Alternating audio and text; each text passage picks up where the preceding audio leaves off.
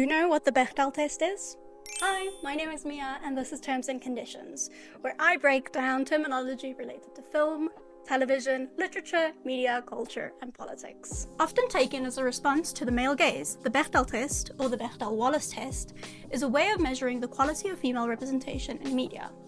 In order to pass the test, a piece of media must fulfill the following 3 criteria.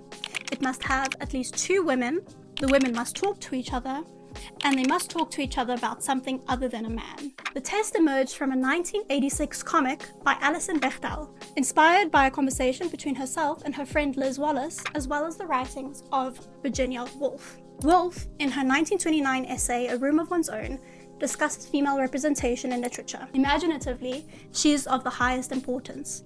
Practically, she is completely insignificant.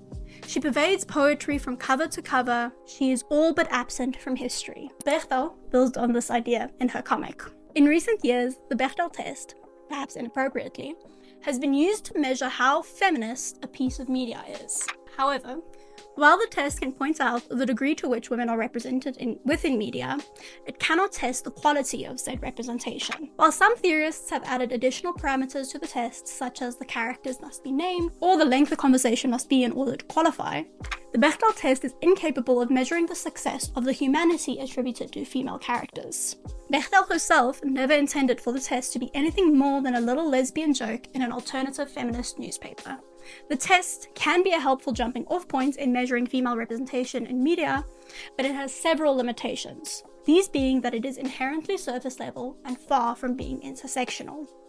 Many have derived their own tests from the Bechdel test to expand on Bechdel's idea or to measure representation of other marginalized groups, such as the LGBTQIA+ community or people of color. Just because a piece of media does not pass the test does not disqualify it from being feminist. Nor does passing the test automatically mean a piece of media is not misogynistic.